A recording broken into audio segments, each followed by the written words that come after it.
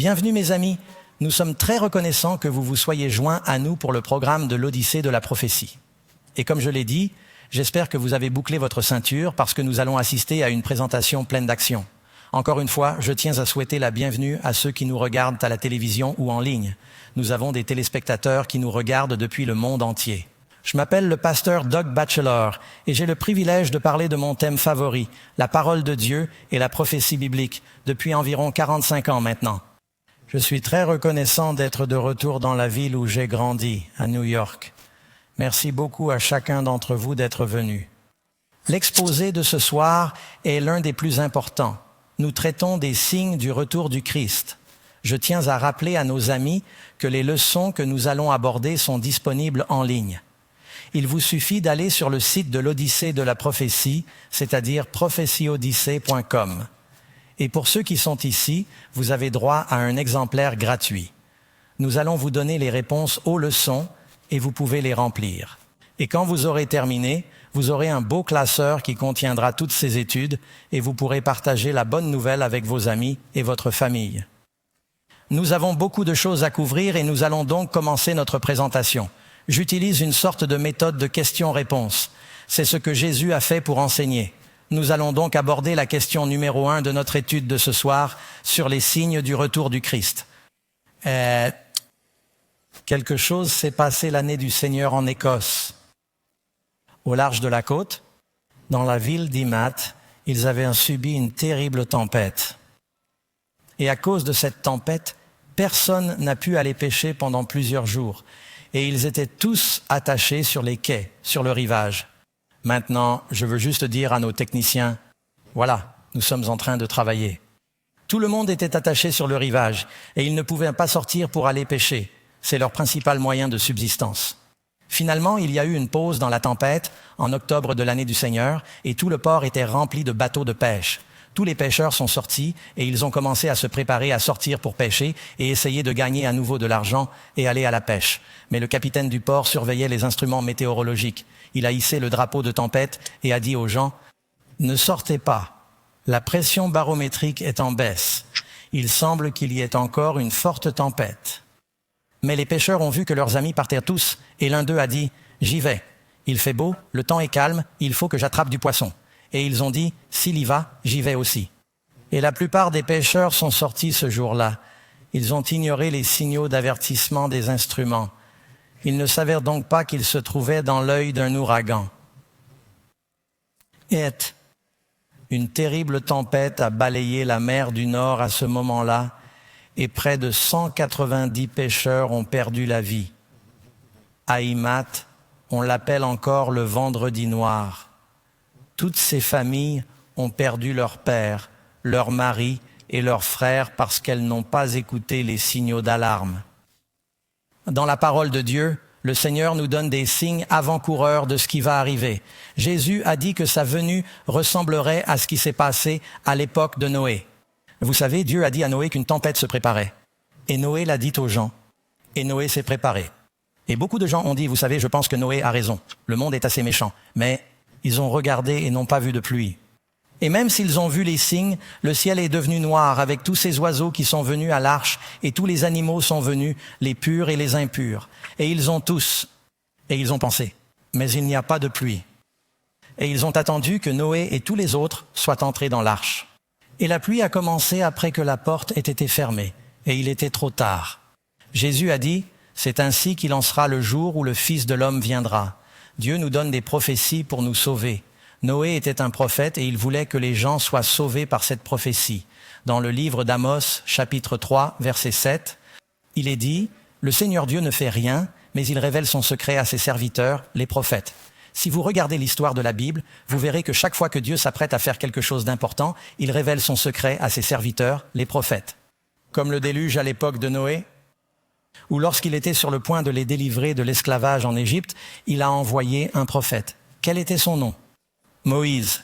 Et avant la captivité babylonienne, il y a eu Ésaïe et Jérémie. Avant la première venue de Jésus, qui était ce grand messager ? Jean le Baptiste. Ainsi, Chaque fois qu'il y a des événements critiques dans l'histoire, Dieu dit que le Seigneur Dieu ne fera rien, c'est-à-dire rien de très important, mais qu'il enverra un prophète pour préparer, pour avertir, pour courtiser, pour gagner les gens. Pensez-vous que Dieu enverrait des prophéties pour nous aider à nous préparer à la seconde venue et à la fin du monde? Eh bien, il l'a fait. Nous en parlerons ce soir.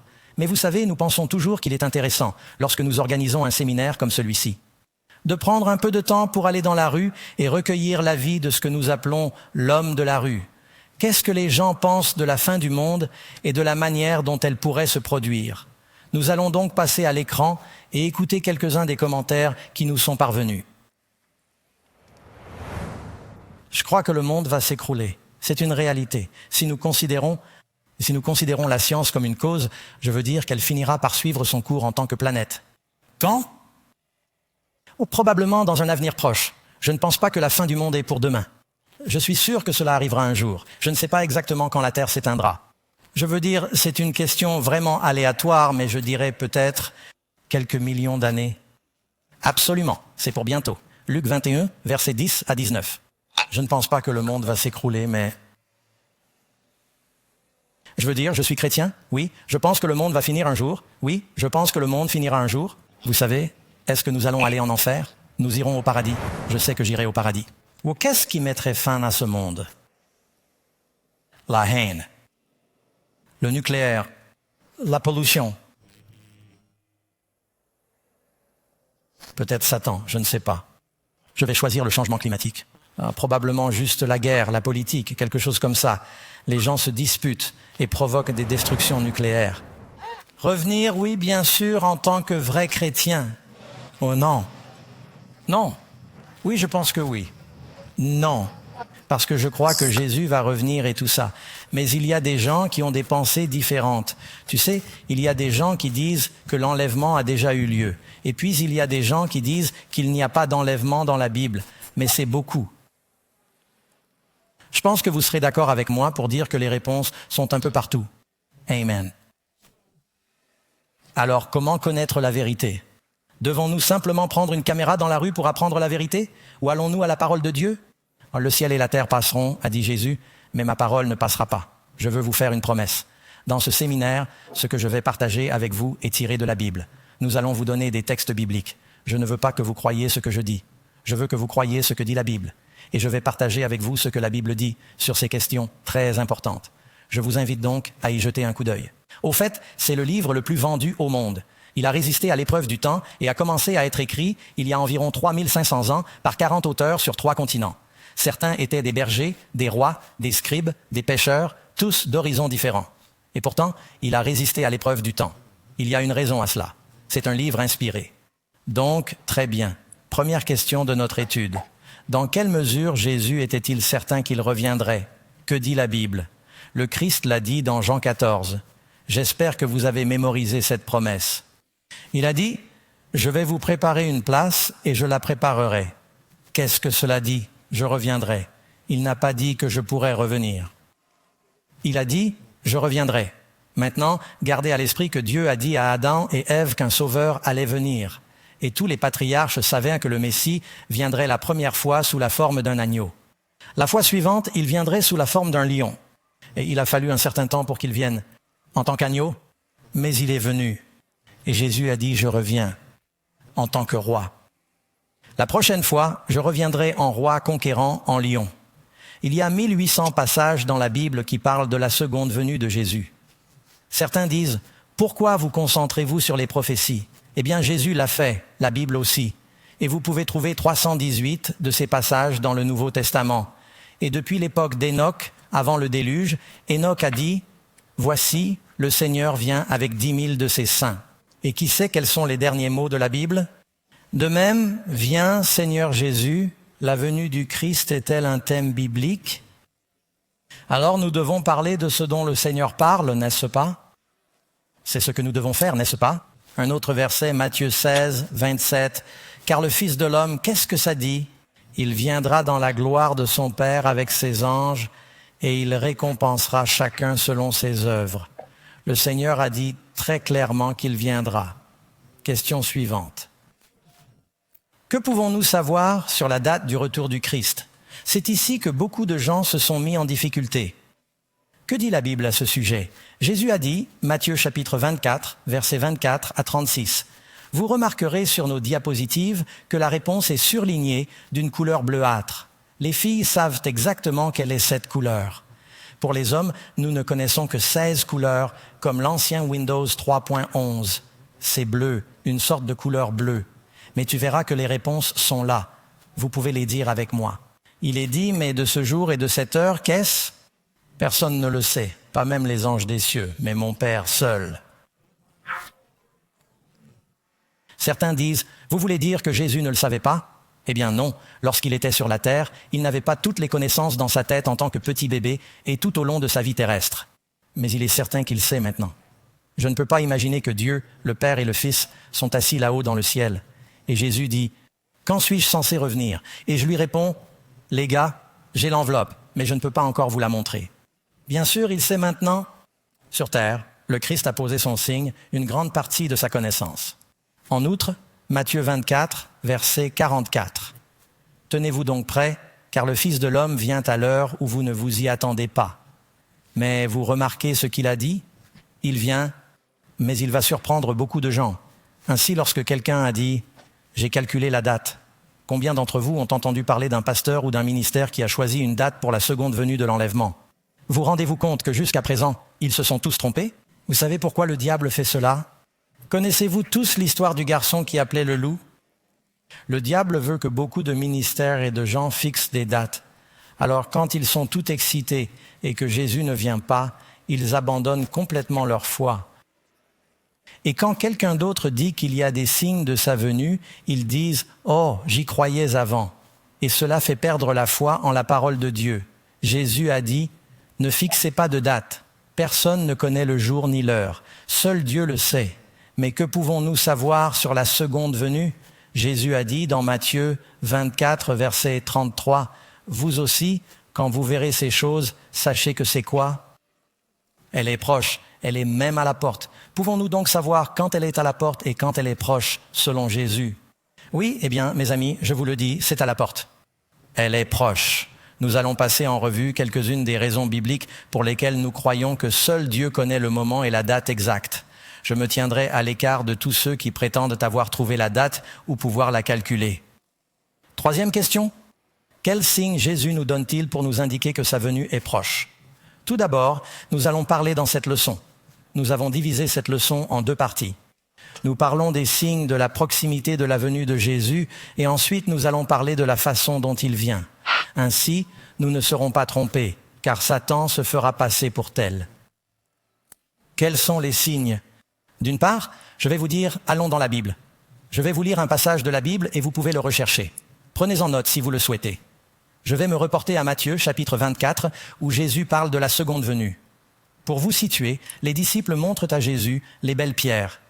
Les disciples montrent à Jésus les belles pierres du temple rénové d'Hérode le Grand. Il a rénové leur trésor national, le sanctuaire. Karen et moi, ainsi que de nombreux membres de notre équipe, sommes allés là-bas, nous sommes descendus sous le niveau et nous avons vu certaines des pierres. L'une d'entre elles pèse plus lourd qu'un 747 chargé à bloc. Et vous vous dites, comment ont-elles été parfaitement taillées? Et même à l'époque, les disciples disent qu'ils s'émerveillaient devant les pierres. Et vous savez, Jésus l'a choqué. Il lui dit, « Ne vois-tu pas toutes ces choses? Je vous le dis, il ne restera pas ici pierre sur pierre qui ne soit renversée. » Et les disciples furent frappés par la foudre. Ils dirent, « Seigneur, quand ces choses arriveront-elles? Quel sera le signe de ton avènement et de la fin du monde? » Ils lui posèrent plusieurs questions. Tous lui posèrent des questions. Il a ensuite rassemblé ses réponses en un seul discours. Vous trouverez ce discours dans Matthieu 24, Mark 3, Luc 17 et Luc 21. Les signes que Jésus donne pour que nous sachions que sa venue est proche. Le Christ a donc dit à ses disciples, tout d'abord, au verset 4, Matthieu 24, verset 4, « Veillez à ce que personne ne vous trompe. » Qu'est-ce que Jésus a dit à propos de sa seconde venue? Tout d'abord, il y aura beaucoup de tromperies, car plusieurs viendront en mon nom disant « Je suis le Christ » et ils séduiront beaucoup de gens. Vous entendrez parler de guerre et de rumeurs de guerre. C'est ce qui se passe aujourd'hui. Veillez à ce que vous ne soyez pas troublés, car il faut que toutes ces choses arrivent, mais la fin n'est pas encore arrivée. Car une nation s'élèvera contre une nation et un royaume contre un royaume. Il y aura des famines et des pestes, c'est-à-dire des fléaux et des tremblements de terre en divers lieux. Tout cela est le commencement des douleurs de l'enfantement. Alors on vous livrera à la tribulation et l'on vous fera mourir. Vous serez haïs de toutes les nations à cause de mon nom. Beaucoup seront offensés et se trahiront les uns les autres. Beaucoup se haïront les uns les autres. Beaucoup de faux prophètes se lèveront et tromperont beaucoup de gens. C'est pourquoi nous organisons ce séminaire afin que les gens puissent lire la Bible par eux-mêmes et ne pas être trompés. Car, il faut bien l'admettre, il y a beaucoup de voix religieuses qui se font entendre. Elles ne disent pas toute la vérité. Et parce que l'anarchie abondera, l'amour de beaucoup se refroidira. Mais celui qui persévérera jusqu'à la fin sera sauvé. C'est la promesse. Ce n'est que le début de ce que Jésus a dit. Nous allons maintenant y revenir en détail. Les nations s'élèvent les unes contre les autres. Famine, peste, tremblement de terre. Parlons un peu des tremblements de terre. Centre national de données géophysiques. Les tremblements de terre entre les années de l'année du Seigneur ont augmenté de 4 à 9 fois. Et ce, même en tenant compte de l'amélioration de l'équipement. Ce n'est pas seulement parce qu'ils ont un meilleur équipement sismique. Les problèmes sont plus nombreux, les tremblements de terre plus nombreux et plus violents. Vous vous rendez compte que le tsunami qui a touché l'Indonésie était dû à un tremblement de terre. Qui a touché l'Indonésie était un tremblement de terre. Le tremblement de terre en Haïti a fait des milliers de morts ces dernières années. Il semble que les catastrophes naturelles se multiplient. Catastrophes naturelles. Il nous dit que cela va augmenter. Selon la BBC, le nombre de catastrophes météorologiques a été multiplié par 5 en 50 ans. Il ne s'agit pas d'un rapport religieux. Il s'agit d'un rapport d'une compagnie d'assurance basée à Munich. Elle veut savoir comment s'assurer. Elle étudie les catastrophes naturelles, car plus il y a de catastrophes, plus elle perd d'argent et elle constate une tendance. Il ne s'agit pas d'une organisation religieuse. Avez-vous remarqué que la tendance est à la hausse pour les catastrophes géophysiques, météorologiques, hydrologiques et climatologiques? Et plus il y a de gens dans le monde qui sont touchés par ces catastrophes. Jésus a dit qu'il y aurait des fléaux, des pestes. C'est le même mot. Quelqu'un se souvient-il d'un événement qui s'est produit entre 29 et 23? Une peste. Peste mondiale. Et ce n'était pas la plus mortelle. Il faut remonter à 18 ans. Entre 30 et 50 millions de personnes sont mortes de la grippe espagnole. Et donc, vous savez, bien sûr, les leaders dans ce domaine disent qu'il pourrait y avoir quelque chose de pire à l'horizon. Jésus a dit que ces choses s'accéléreraient dans les derniers jours. Des milliers de personnes sont mortes de l'épidémie d'Ebola en 21. Et nous savons que le virus a en quelque sorte paralysé le monde pendant un certain temps. Jésus nous donne un autre signe des derniers jours. Il dit qu'il en sera comme au jour de Noé, à cause de la dureté du cœur des gens, leur amour se refroidira et la violence augmentera. Je sais que vous êtes des gens bien, mais tout le monde à New York n'est pas aussi bon que vous. Karen et moi avons regardé les informations hier soir. Certains d'entre vous ont vu que c'était juste. Un homme au hasard, il s'est approché et a frappé une vieille femme. Qu'il ne connaissait pas, l'a fait tomber dans la rue et s'en est allé. C'est ce qu'on appelle la violence folle. Jésus a dit que ce serait l'un des signes, comme au jour de Noé. Que dit la Bible à propos des jours de Noé? Vous pouvez lire dans la Genèse que la terre était corrompue devant Dieu et qu'il y avait de la violence. Laissez-moi vous dire quelque chose. C'est un peu ma bête noire. Et tout le monde essaie de comprendre pourquoi il y a tant de violence. Je ne dis pas que la multiplication des armes à feu et des armes plus meurtrières n'est pas un facteur, mais je pense que c'est quelque chose d'encore plus important. Si vous avez une société qui se divertit de la violence, si vous avez une génération de jeunes qui grandissent en jouant à des jeux qui impliquent de tirer sur des personnages numériques, ils perdent rapidement la séparation entre la fiction et la réalité. La valeur de la vie humaine s'en trouve diminuée. Si nous nous divertissons tous en regardant des effusions de sang, cela devient de pire en pire avec chaque nouveau programme afin de garder le public. Et nous nous demandons pourquoi la violence augmente?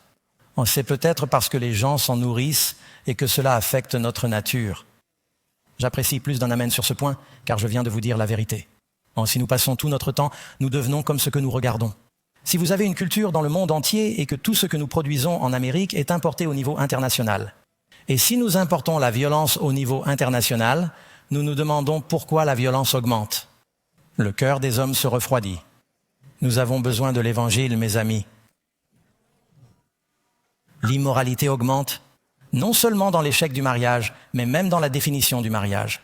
Mes amis, je vous ai dit que j'allais vous dire ce que dit la Bible. Voulez-vous que je le fasse? Je vais vous dire ce que dit la Bible.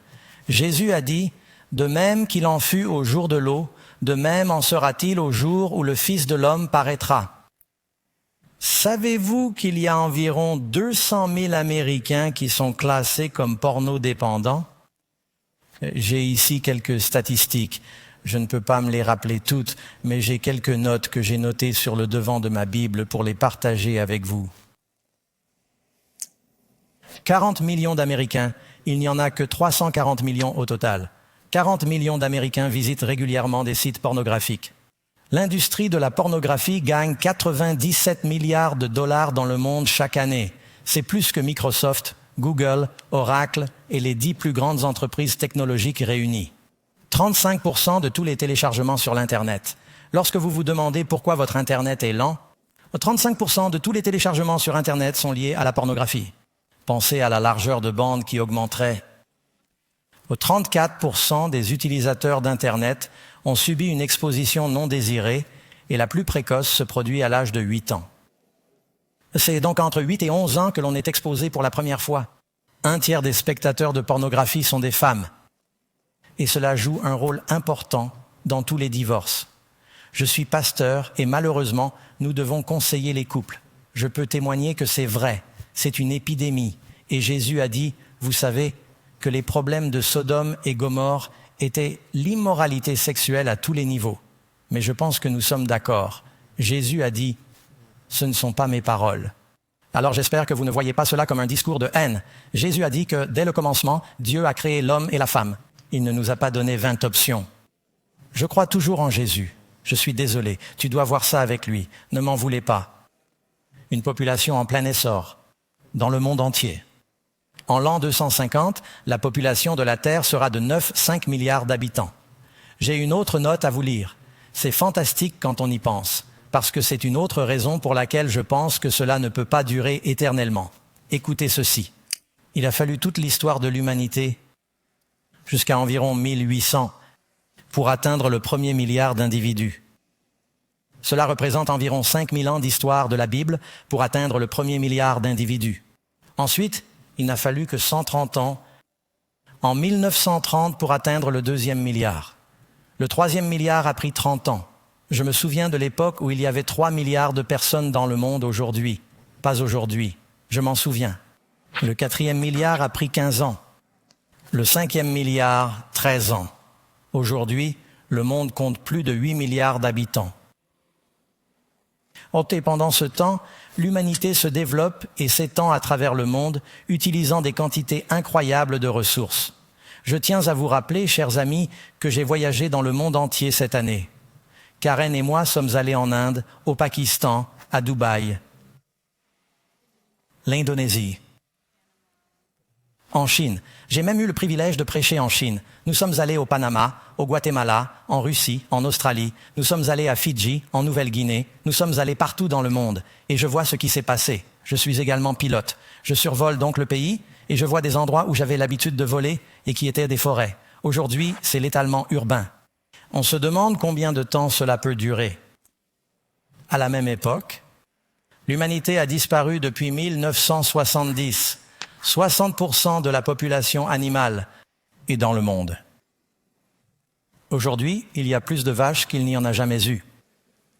Il y a probablement plus de porcs et de poulets qu'il n'y en a jamais eu, car que ferions-nous? Sans McDonald's et Kentucky Fried Chicken, n'est-ce pas? Mais les autres animaux sauvages? Vous savez, je lis des livres d'histoire. Lorsque Lewis et Clark ont traversé l'Amérique du Nord, cela leur a pris 1 jour et demi. Ils ont dû attendre qu'un troupeau de bisons traverse une rivière. Ils ont dû attendre 1 jour et ils en ont eu des millions. Maintenant, si vous voyez un bison, vous faites « Oh, regardez, un baffle ».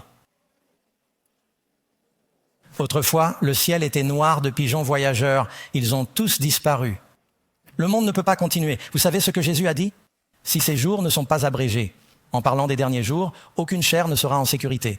Le mot « chair » signifie que rien ne survivra à moins qu'il ne vienne, parce qu'il n'y aura rien à venir chercher. L'homme finira par s'autodétruire. Nous avons donc des ressources qui diminuent. Les Nations Unies ont publié leur rapport sur les ressources mondiales pour 24 ans. Nous sommes préoccupés par le fait que nous consommons les ressources beaucoup plus vite que la Terre ne peut les fournir de manière durable. Certaines choses ne peuvent pas être reproduites. Nous ne produisons pas de nouveau pétrole. D'ici à 250, il faudra 3 terres pour répondre à la demande mondiale. L'instabilité politique et les armes nucléaires sont des choses auxquelles il faut penser. Vous vous rendez compte que l'homme n'a jamais fabriqué une arme qu'il n'a pas utilisée. Et au lieu de déclasser toutes les armes nucléaires, les États-Unis et la Russie en possèdent principalement le plus grand nombre. Mais bien sûr, l'Inde, le Pakistan, Israël, l'Europe, il y en a partout dans le monde. La Corée du Nord en possède, la Chine en possède également. Ils n'ont pas cessé d'en fabriquer parce qu'ils disent que c'est un moyen de dissuasion. Mais connaissant la nature humaine, certaines personnes deviennent extrêmes, d'autres se vengent, et finalement, par accident, par folie ou par déraison, quelqu'un va déclencher quelque chose. Quelqu'un va déclencher quelque chose si Jésus ne vient pas. Je n'essaie pas de vous effrayer, je le suis un peu, je suppose. Mais je veux que vous sachiez que Jésus doit venir, sinon nous finirons par nous détruire. L'autre chose que je trouve très intéressante, c'est de penser aux gens qui réussissent dans le monde entier. Comment voient-ils l'avenir? Je viens de lire ceci cette année. Mark Zuckerberg, bien sûr, qui est le fondateur et le principal propriétaire de Facebook et de Meta. Il a acheté un immense ranch à Kauai, une magnifique île d'Hawaï. Il a acheté un énorme ranch à Kauai, une magnifique île d'Hawaï, et il construit un bunker de 2,0 mètres carrés sous son ranch, sur une île.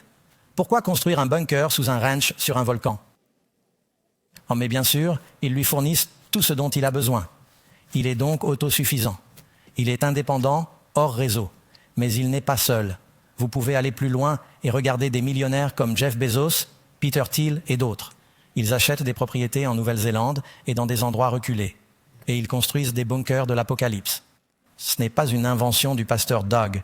Voici un titre. Nous venons de capturer l'écran de CNN. Les super riches construisent des bunkers de l'apocalypse. Et voici une photo de silos à missiles désaffectés. Je crois que c'est dans le Dakota du Nord. Il y en a des centaines. Ils sont maintenant bien fortifiés. Ils sont au milieu de nulle part. Ils sont vendus à des gens très riches qui les aménagent. Ils ont de grandes portes en acier.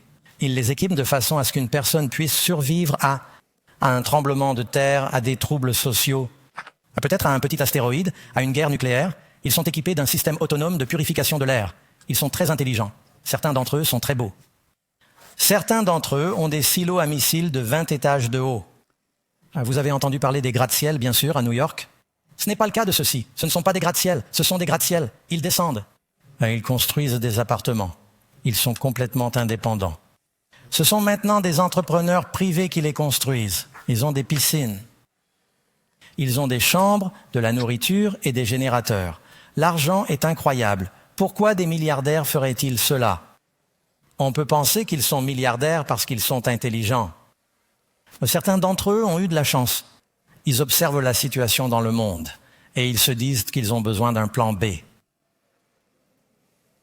Pendant des années, je crois que National Geographic a diffusé une émission intitulée Doomsday Preppers.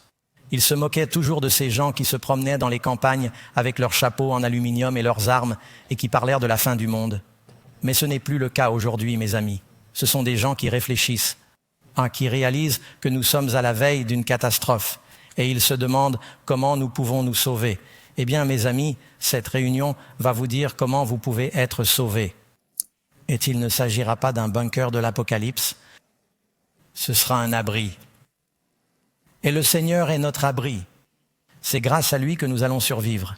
Il est un rocher puissant dans un pays épuisé. Amen. 1000 hommes peuvent tomber à tes côtés, 10 000 à ta droite, mais ils ne t'atteindront pas. C'est le psaume 91. Parce que tu as fait du Très-Haut ta demeure, aucun fléau n'approchera de ta demeure. Dieu peut vous protéger à travers tout cela. Ces milliardaires ne cherchent pas seulement à construire des bunkers et à s'enfoncer dans le sol, mais aussi à s'élever dans le ciel. Boeing, vous savez, un entrepreneur, son programme spatial a des problèmes en ce moment. Il se tourne donc vers des entreprises privées. Et il y a des gens comme Elon Musk, Jeff Bezos, Richard Branson, qui sont des entreprises spatiales. Et vous leur demandez pourquoi vous créez des entreprises spatiales. Si vous demandez à Elon Musk, il vous répondra que l'avenir de notre monde est plutôt sombre. Il a dit « Mon objectif est de mourir sur Mars ». Et ils disent, nous cherchons une colonisation qui soit hors de ce monde ou sur une station spatiale parce qu'ils ont peur de ce que pourrait être l'avenir du monde. Il y a SpaceX, Blue ou Origin et toutes les autres entreprises. Et franchement, j'aimerais bien faire un voyage là-haut. Ce serait très intéressant. Voici quelques-unes des autres raisons pour lesquelles je pense que Jésus va bientôt arriver et qui me rendent si enthousiaste. Augmentation de la connaissance. Savez-vous que la Bible l'a prédit? Vous lisez dans le chapitre de Daniel, au verset 4, le prophète a dit « Mais toi, Daniel, l'ange qui parle à Daniel, tais les paroles et scelle le livre jusqu'au temps de la fin. Beaucoup courront de côté et d'autre, et la connaissance augmentera. Vous remarquerez qu'il n'a pas dit que la sagesse augmentera parce que les gens ne sont pas beaucoup plus sages. La connaissance, comme la technologie, a augmenté. Si je prenais mon smartphone et que je le montrais à l'apôtre Pierre, et que je lui disais « Pierre, viens ici, je veux te montrer quelque chose. Je sais que tu es en Israël. Paul est à Rome en ce moment même. Veux-tu lui parler ?» Cela l'aurait époustouflé, rien que le téléphone. Vous voulez donc le regarder pendant que vous lui parlez. Voulez-vous lui envoyer une recette? Ou pour lui? Vous aimeriez peut-être faire un appel Zoom avec toute l'Église? Voulez-vous regarder Google Maps et voir comment arriver le plus rapidement à destination? Ils penseraient que vous êtes une sorcière, n'est-ce pas? Vous savez, mon grand-père est né à New York.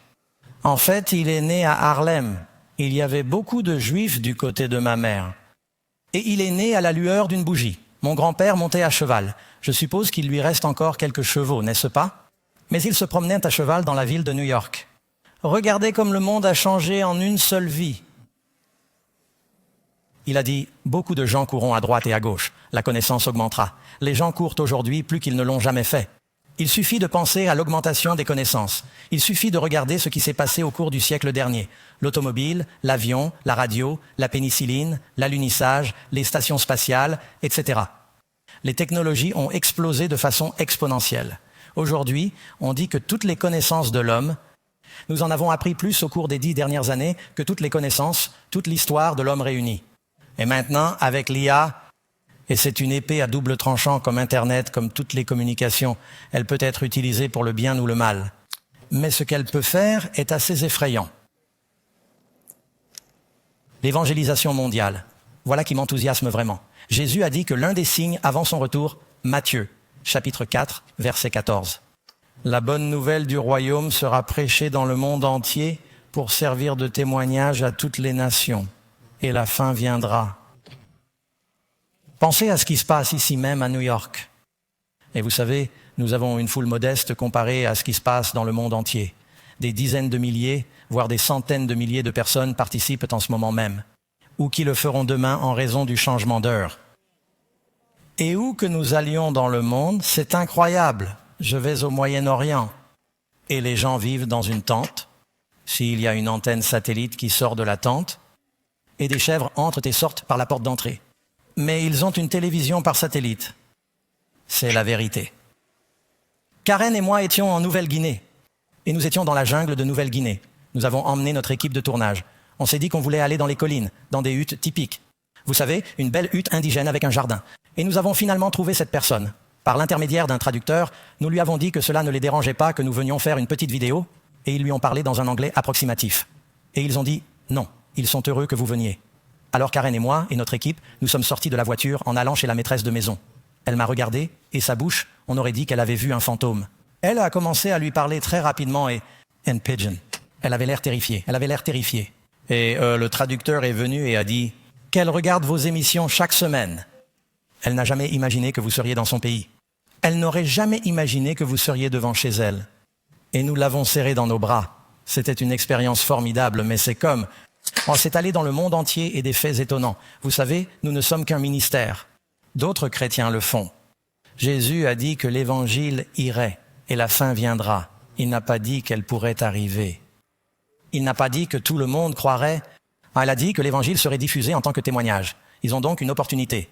Avec tout ce qui se passe à New York ce soir, vous avez décidé de venir et d'entendre ce qui compte vraiment dans la vie. Comment vivre pour toujours? Et quel est le but de la vie? Merci d'être venu. Cet évangile, nous le prêchons dans le monde entier. C'est ce qui se passe aujourd'hui. Aujourd'hui, presque avec l'Internet mondial instantané, la communication par satellite, les smartphones, les voyages internationaux rapides, l'accomplissement de cette prophétie est à portée de main dans cette génération. Chers amis, quatrièmement, quel matin solennel Jésus donne-t-il à propos de sa seconde venue? Car plusieurs viendront en mon nom disant que je suis le Christ. Eh bien, quel tromper! Nous voulons éviter d'être trompés.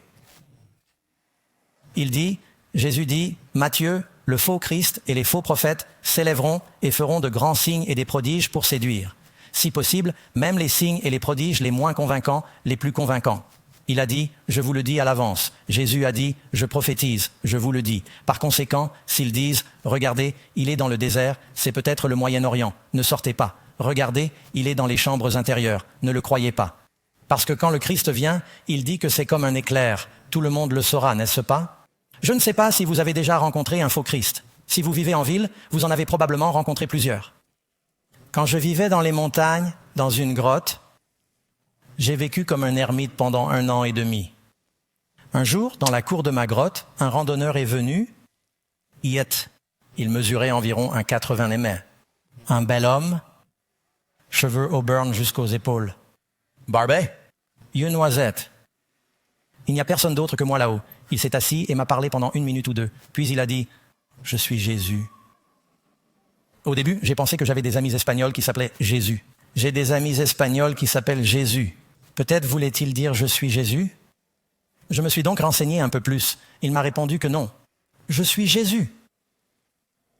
Cela m'a un peu ébranlé parce que je venais de commencer à lire la Bible. Je me suis alors dit que j'étais ici dans les montagnes avec Jésus ou un fou.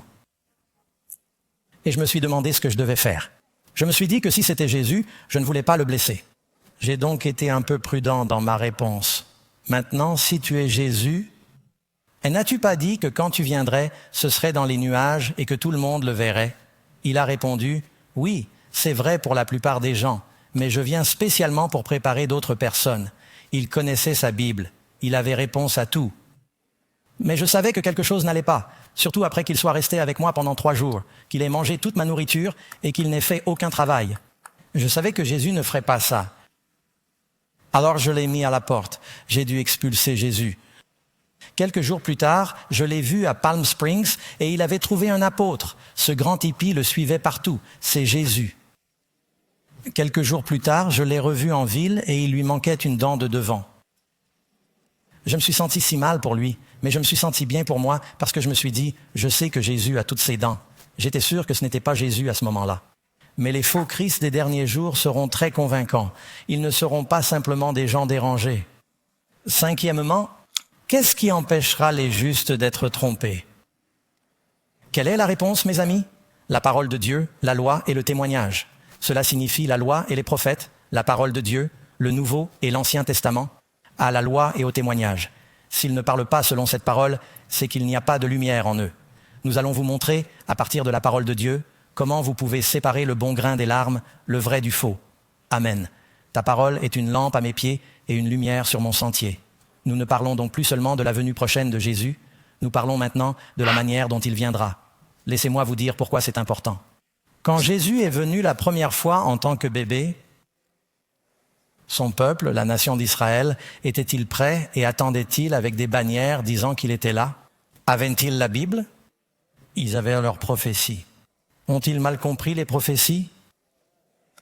Et ils n'étaient pas prêts pour sa première venue. Le diable a-t-il changé?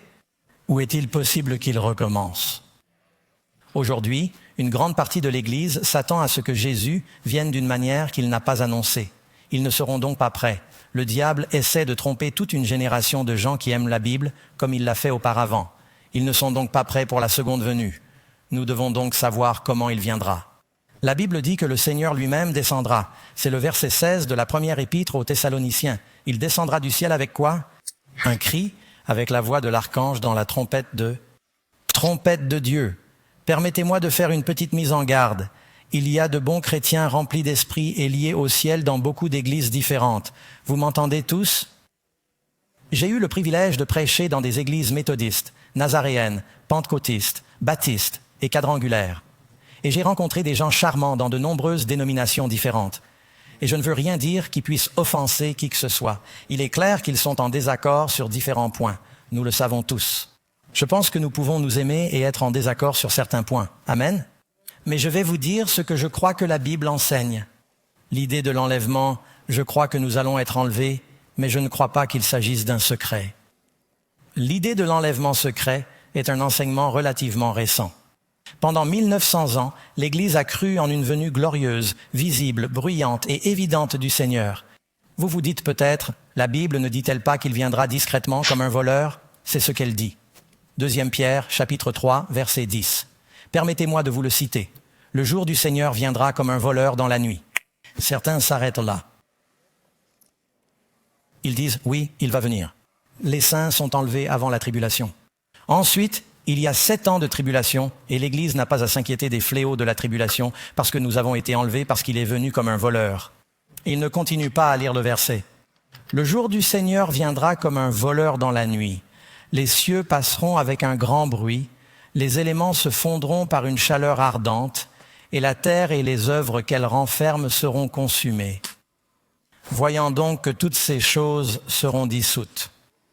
Comment devrions-nous vivre en toute sainteté et piété, en attendant la venue du jour de Dieu, où les cieux en feu se dissoudront et où les éléments se fondront par une chaleur ardente?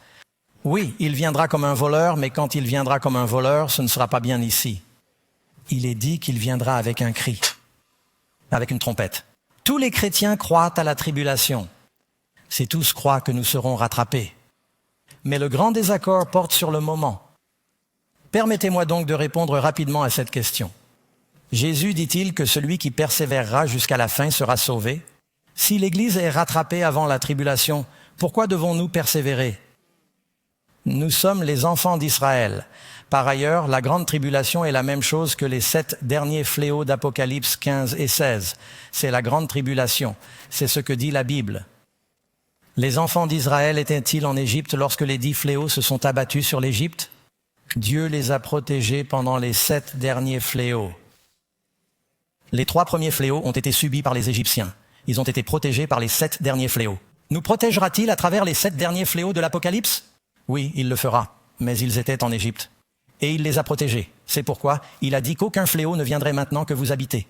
Ce n'est qu'avec tes yeux que tu verras à ta droite et à ta gauche le châtiment des méchants. Dieu a-t-il sauvé Noé du déluge ou à travers le déluge? Par le déluge. Dieu a-t-il sauvé Job de ses épreuves ou à travers ses épreuves? Dieu a-t-il sauvé Joseph de ses ennuis ou l'a-t-il sauvé à travers ses ennuis? La Bible ne dit-elle pas, Paul, chapitre 14 des Actes des Apôtres, que c'est par la tribulation que nous entrons dans le royaume de Dieu? J'aimerais croire que nous serons tous enlevés avant la tribulation. Mes amis, ce serait beaucoup plus facile. Si nous arrivons au paradis, j'ai tort, je m'excuserai. Mais je ne trouve pas cela dans la Bible. Je pense que Dieu nous dit maintenant que nous devons fortifier notre foi pour pouvoir tenir. Jésus dit, priez afin d'être trouvés dignes d'échapper à toutes ces choses et de paraître debout devant le Fils de l'homme quand il viendra. Voyons maintenant ce que dit la Bible. C'est assez juste? Oui, c'est vrai. Continuez. Jérémie 25. Le Seigneur rugira d'en haut et fera entendre sa voix de sa demeure sainte. Il rugira puissamment contre sa bergerie. Il poussera un cri, comme ceux qui foulent le raisin contre tous les habitants de la terre. Notre Dieu viendra et qu'est-ce que cela dit? Il ne se taira pas. Un feu dévorera devant lui et il y aura beaucoup de tempêtes autour de lui. Et je sais qu'il y a beaucoup de personnes chères qui ont été enseignées par Tim LaHaye, un homme bon qui a écrit la série Left Behind.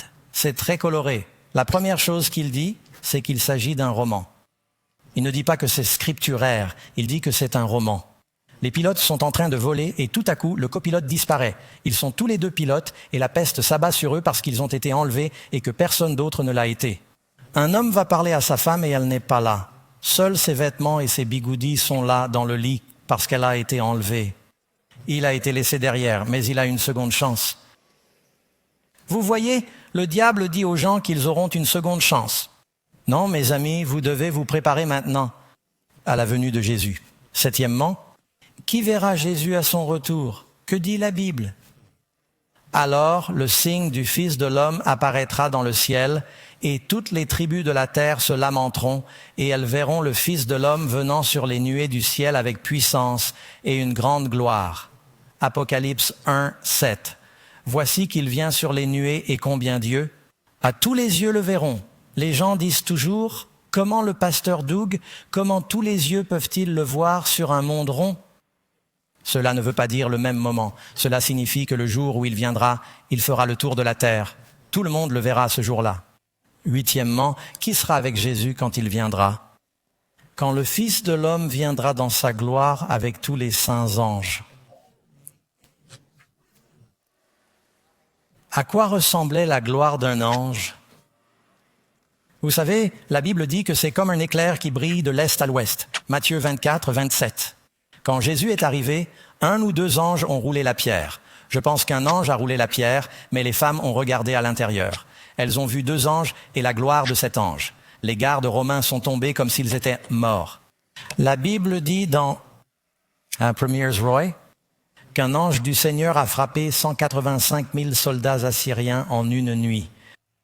Un ange du Seigneur a traversé l'Égypte, a détruit les premiers-nés, un ange. Quand le Seigneur viendra avec tous les anges, devras-tu appeler ton ami le matin et lui dire « Tu as vu ça hier ?» Oui, tous ces anges, tous les anges du ciel. Qu'arrivera-t-il au juste lors de la venue de Jésus? Car le Seigneur lui-même descendra du ciel avec un cri à la voix de l'archange. Nous lisons ceci, mais remarquez la deuxième partie. Et les morts en Christ ressusciteront. Il y a une résurrection. Les morts en Christ ressuscitent quand le Christ vient. Et si vous lisez le chapitre 15 de la première épître aux Corinthiens, vous verrez qu'il parle de la date de la résurrection, à la venue du Christ, à la dernière trompette.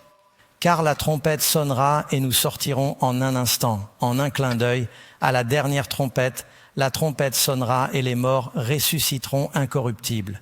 Nous avons des corps glorifiés et nous serons changés. 1 Thessaloniciens 4, 17. Nous sommes enlevés. La Bible dit, quelle direction prendrons-nous quand il viendra? Nous montons. C'est l'enlèvement. L'enlèvement signifie être enlevé, signifie être emporté avec puissance. Dixièmement, quelles autres preuves physiques accompagneront le retour de Jésus? Vous pouvez le voir ici. Il y eut des bruits, des tonnerres et des éclairs. Et il y eut un grand, un tremblement de terre tel qu'il n'y en a jamais eu d'aussi puissant et d'aussi grand. Il sera de 55 sur l'échelle de Richter. On dit que toutes les îles disparaissent. Les montagnes ne sont pas retrouvées. Tout le monde sera au courant. 11e, quel sera l'éclat de la venue de Jésus pour les vivants qui sont méchants? Les morts en Christ et les vivants en Christ sont enlevés. Qu'en est-il des méchants? Que leur arrive-t-il? D'ailleurs, personne ici n'a besoin d'être dans cette catégorie. Vous êtes ici ce soir parce que le Seigneur veut que vous soyez dans le premier groupe. C'est écrit. Et pour vous donner, à vous qui êtes troublés, du repos avec nous, quand le Seigneur Jésus apparaîtra du ciel avec ses anges puissants dans un feu ardent, se vengeant de ceux qui ne connaissent pas Dieu. La Bible dit que cela va ressembler à beaucoup de choses. Ils s'enfuirent de la ville et le feu tomba du ciel. Je viens de vous lire ce passage du chapitre 3 de la 2e édition de Pierre. Encore une fois, lisez ce qui est dit dans 2 Thessaloniciens 2, 8. Puisse sans foi ni loi la puissance de l'Antéchrist, que le Seigneur consumera par le souffle de sa bouche et qu'il fera quoi? Détruire par quoi? L'éclat de sa venue détruit les méchants. Mais le peuple de Dieu, ils le chercheront avec joie. 12e, que feront les anges lors de la seconde venue de Jésus? Le Christ a promis qu'il enverrait ses anges au son de la trompette, cette même trompette, et qu'il rassemblerait ses élus des 4 coins du ciel. Cela signifie le nord, le sud, l'est et l'ouest. Il envoie ses anges pour les rassembler. C'est ainsi que chaque œil le verra. Et avec les morts en Christ, nous serons ensemble. Il y aura la plus grande réunion de l'histoire lorsque le Seigneur viendra. Puisque nous vivons juste avant la seconde venue de Jésus, comment devrions-nous aborder cet événement solennel? Quelle doit être notre attitude, mes amis? C'est pourquoi vous aussi, soyez prêts. A-t-il dit, tenez-vous prêts? Combien d'entre vous savent qu'ils seront encore en vie demain? Je n'essaie pas de vous effrayer, mais vous savez, tout le monde ne reçoit pas un mot du médecin. Parfois, nous sommes surpris. Et quelqu'un a demandé à un rabbin juif, « Mais quel est le meilleur moment pour se repentir ?» Il a répondu, « Le dernier jour de votre vie. » L'homme a répondu, Et si vous ne savez pas ce qu'est le dernier jour, le rabbin a répondu « Exactement ». Aujourd'hui, Jésus a dit, si vous entendez sa voix, n'endurcissez pas votre cœur, soyez prêts, vivez dans une attitude de « je marche avec le Seigneur maintenant ». Et vous pouvez faire cette expérience ce soir, mes amis. Il vous suffit de venir tel que vous êtes à Jésus. Comment les gens seront-ils récompensés lors de la seconde venue de Jésus? Il n'y a que deux groupes, mes amis, la vie et la mort. Les bons et les mauvais, les sauvés et les perdus. Dieu veut que vous ayez la vie. Un groupe, Apocalypse 22. Voici, je viens bientôt et ma rétribution est avec moi pour rendre à chacun selon ce qu'il a fait. Attendez une seconde, pasteur Doug. Je pensais que nous étions sauvés par la grâce. C'est le cas. Et quand vous venez à Jésus comme vous êtes, il vous pardonne tous vos péchés. Vous pouvez prier ce soir et dire « Seigneur, pardonne-moi, je veux venir à toi. Je ne sais pas comment je vais vivre demain, mais je viens à toi maintenant. » Il t'acceptera, il te pardonnera. Et il t'aidera à vivre une vie différente. Et vos œuvres changent quand votre cœur change. Les œuvres indiquent donc que la vie a changé. On n'est pas sauvé par les œuvres. Vous êtes sauvé par la grâce. Mais cette grâce salvatrice changera vos actions. 15e, que diront les méchants quand Jésus viendra? Réponse, les méchants. Apocalypse 6, 16, ils disent aux montagnes et aux rochers, tombez sur nous et cachez-nous de la face de celui qui est assis sur le trône et de la colère de l'agneau. D'habitude, on ne pense pas à Jésus, à l'agneau de Dieu et à la colère. Certains disent « J'aime mieux le Dieu du Nouveau Testament que celui de l'Ancien Testament. » Mes amis, c'est le même Dieu. Il y a la grâce dans l'Ancien Testament, il y a la colère dans le Nouveau Testament, il y a des fléaux dans l'Ancien Testament, il y a des fléaux dans le Nouveau Testament. Il y a le salut dans l'Ancien Testament, il y a le salut dans le Nouveau Testament. C'est le même Dieu et il veut que vous soyez sauvés. Il veut désespérément que vous soyez sauvés. Ils diront « Qui peut se tenir debout ?» Jésus a dit « Priez toujours pour pouvoir échapper à toutes ces choses et vous tenir debout devant le Fils de l'homme. » Numéro 16, que diront les justes quand Jésus apparaîtra? En ce jour-là, ils diront « Voici notre Dieu, nous l'avons attendu et il nous sauvera. Voici le Seigneur, nous l'avons attendu et nous serons dans l'allégresse et la joie. » Paul parle de la seconde venue comme de l'espérance bénie.